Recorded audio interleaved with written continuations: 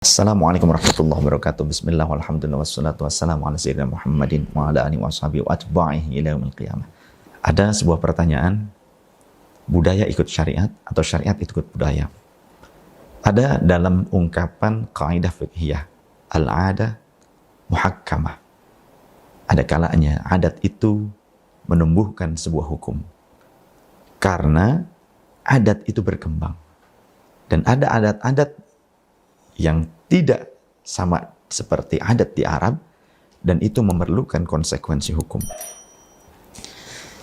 Jika kita menelaah kepada sejarah, di mana banyak sekali muncul ketetapan syariat di masa Rasul Shallallahu Alaihi Wasallam yang berawal dari adat budaya, seperti penggunaan gamis. Rasul mencintai gamis. Karena itu adat budaya di Arab. Gamis bukan pakaian ketakwaan, tapi banyak orang-orang mengamalkan ketakwaan menggunakan gamis. Karena banyak orang yang mengamalkan kemaksiatan juga menggunakan gamis.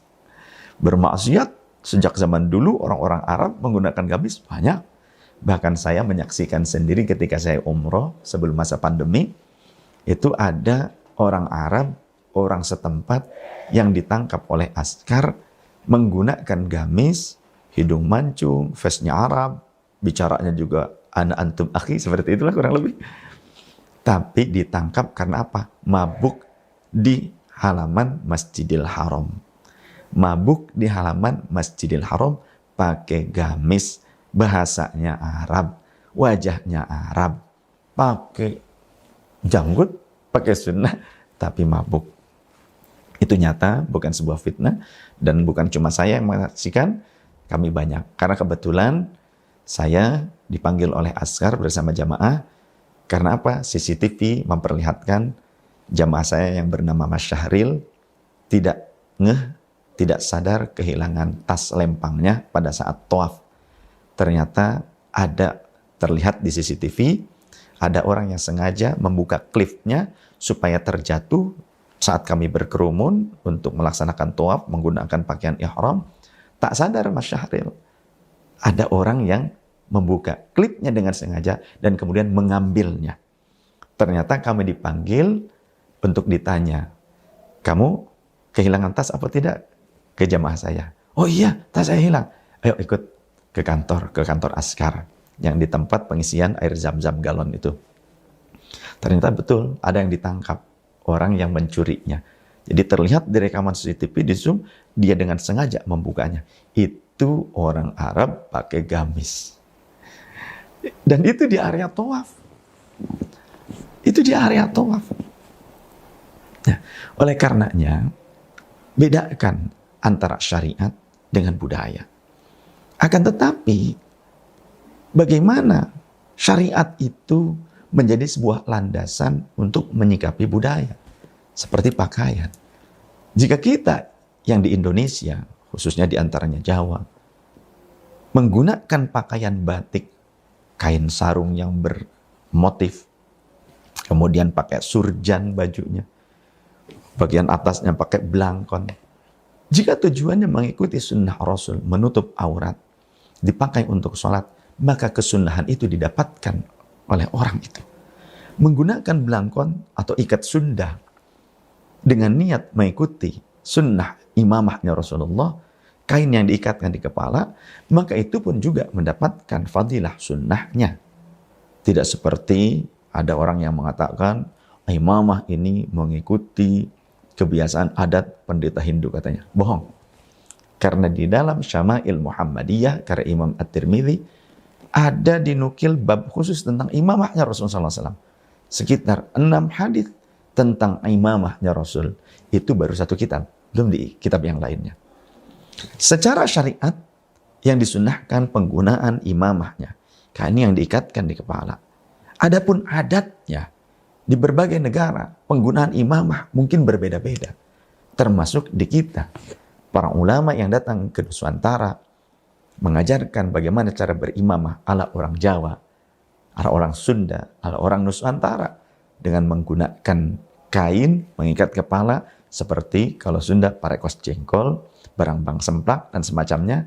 Kemudian yang di Jawa menggunakannya menjadi blangkon dan semacamnya. Atau mungkin di wilayah-wilayah yang lain di Sumatera diikatkan pula. Jika diniatkan mengikuti sunnah Rasul, itu akan mendapatkan fadilah sunnahnya. Budaya yang perlu dijelaskan tentang substansi hukumnya. Kainnya, kain batik. Lebarnya 2 jengkal kali 2 jengkal. Imamah yang ada di wilayah Timur Tengah, kain yang cukup panjang seperti ini, 9 meter. Berbeda ukuran, berbeda warna ataupun motif, tapi substansinya adalah imamah.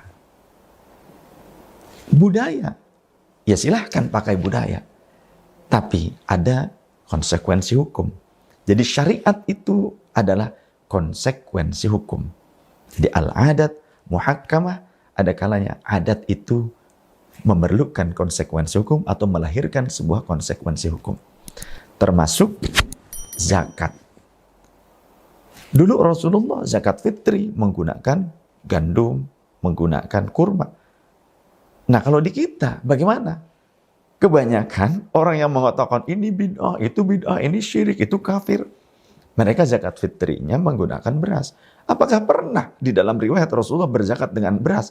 Apalagi transfer ataupun payroll sistem perbankan. Apa ada di zaman Rasulullah seperti itu? Tapi pertanyaannya, bagaimana hukumnya zakat dengan sistem payroll? Zakat dengan sistem transfer perbankan. Hukumnya sah atau tidak? Zakat mal. Yang banyak juga dilakukan oleh kelompok orang-orang yang mengatasnamakan pembela Al-Quran dan Sunnah dan penebar bid'ah dan gagabah. Bukan ahlus sunnah wal jamaah, tapi ahlul bid'ah wal gagabah. Gagabah itu serampangan. Kata orang Sunda, gagabah kamu, serampangan kamu. Gitu. Ya. Saya mendapati kenyataan kelompok mereka pun itu menggunakan sistem transferring. Sodakoh transfer. Zaman Rasulullah nggak ada. Sodakoh itu ibadah, transfernya itu menggunakan perbankan. Itu perkara yang bid'ah, yang baru, muhdatsah. Tidak ada di zaman Rasulullah SAW. Jadi kalau menuduh orang lain dengan mudah, bid'ah, syirik, ini, itu, lain sebagainya. Tapi nyatanya mereka menjilat udah sendiri. Bagaimana ini? Jangan hanya bisa menjustifikasi orang lain ataupun memaksa orang lain mengamalkan syariah, tapi diri sendiri tidak mengamalkannya. Itu kebodohan yang nyata. Oleh karenanya, adat ya adat, syariah ya syariah. Tapi adat ada konsekuensi hukumnya. Karena syariah merupakan ketetapan, adat merupakan hal yang bisa berubah. Adat itu bisa berkembang. Adat itu fleksibel. Itulah adat. Sebagaimana beberapa hal yang ada dalam kehidupan kita. Contoh. Selain tadi zakat, zakat fitri, zakat mal, gitu kan. Bukan zakat mal, zakat mal. Ada juga hal-hal yang lain selain tadi blangkon, surjan, ya, kemudian kain batik. Ada hal yang lainnya. Contoh, seperti peninggalan-peninggalan leluhur. Ada keris dan semacamnya. Sesungguhnya, itu pernah diwasiatkan oleh Rasul Shallallahu Alaihi Wasallam untuk menjaga peninggalan-peninggalan leluhur. Supaya apa? Supaya tidak kehilangan jejak-jejak sejarah. Di mana di dalam kitab-kitab hadis juga para sahabat mereka menyimpan peninggalan Rasul Shallallahu Alaihi Wasallam, seperti halnya di dalam Sahih Muslim. Sayyidah Asma binti Abu Bakar Siddiq, kakak dari Sayyidah Aisyah radhiyallahu anha. Di dalam Sahih Muslim beliau mengatakan ketika mengeluarkan jubah Rasul, hadhihi jubbat Rasulillah sallallahu alaihi wasallam. Ini adalah jubahnya baginda Rasulullah sallallahu alaihi wasallam. Fa akhrajat, beliau mengeluarkan jubbatan tualisati kisrawaniyatin. Laha libnatu dibaj wa makhfufaini bidibaj wa farjaiha makhfufaini bidibaj. Beliau mengeluarkan jubah baginda Rasul, jubah Kisra, jubah Persia yang bagus, yang biasa digunakan untuk menghadapi para pembesar, raja-raja. Yang bagian kerahnya itu dijahit dengan sutra. Dan terus kalau jubah itu belah bagian depannya. Kalau gamis cuma bagian atasnya saja, selebihnya tertutup. Kalau jubah belah. bagian depan. Itu bagian listnya itu dijahit dengan sutra. Kemudian juga bagian bolongan lengannya dijahit dengan sutra. Kata Sayyidah Asma, nahnu naghsiluha lil marda yustashfa biha. Kami sering mencuci, mencelupkan jubah Rasulullah ke air, yang kami gunakan airnya untuk mengobati orang-orang yang sakit di antara kami.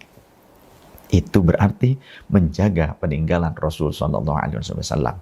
Lantas Rasul juga pernah meminjam sebuah tombak dari sahabatnya, Sayyidina Zabir, karena beliau pernah membunuh musuh yang tangguh. Dengan tombak tersebut ditusukkannya pada kedua kelopak mata sang musuh. Yang musuh itu musuh yang tangguh luar biasa. Sehingga berita itu sampai kepada Rasul, Rasul menyampaikan, mana tombakmu? Aku pinjam. Disimpan oleh Rasulullah SAW sampai beliau wafat. Ketika Rasulullah wafat, maka kemudian dikembalikan kepada sahabat yang memilikinya. Kemudian sahabat Abu Bakar mencari tombak itu dan meminjamnya, disimpan oleh sahabat Abu Bakar sampai wafat. Kemudian ketika itu dikembalikan kepada pemiliknya, sahabat Umar kemudian meminjam tombak tersebut untuk disimpan di rumahnya sampai beliau wafat. Setelah beliau wafat, sahabat Umar, maka tombak itu disimpan, dirawat, dipinjam oleh keluarga Sayyidina Ali, kemudian diminta lagi oleh sang pemiliknya, disimpan sampai beliau wafat sang pemiliknya tersebut. Al-Imam Ibnu Hajar Al-Asqalani menyatakan, tidak perlu Rasul dan para sahabat Khulafaur Rasyidin repot-repot minjem tombak yang sudah bengkok dua ujungnya. Diriwayatkan dalam hadis tersebut, dua ujungnya bengkok tombak tersebut. Kalau memang cuma ingin menyimpan tombak, mereka bisa meminta kepada sahabat yang lain yang masih bagus, ataupun membelinya bisa yang lebih bagus daripada tombak yang sudah tidak bisa digunakan lagi, yang tombak dua ujungnya sudah bengkok, ujung sebelah sini dan ujung sini sudah bengkok, sudah tidak bisa. Karena si musuh tersebut menggunakan helm baja, perisai-perisai baja, cuma bagian matanya saja yang terbuka. Ketika dipaksa untuk menusuk itu, maka jadilah ujung yang duanya itu menjadi bengkok karena harus menghantam helm besi tersebut.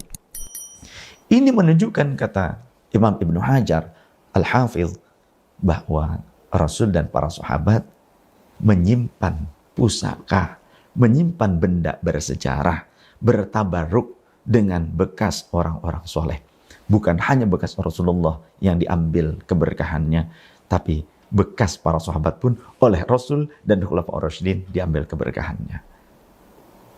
Semoga dari penjelasan ini kita menjadi faham bahwa menyimpan benda peninggalan yang bersejarah itu dilakukan oleh Rasulullah SAW dan para sahabat.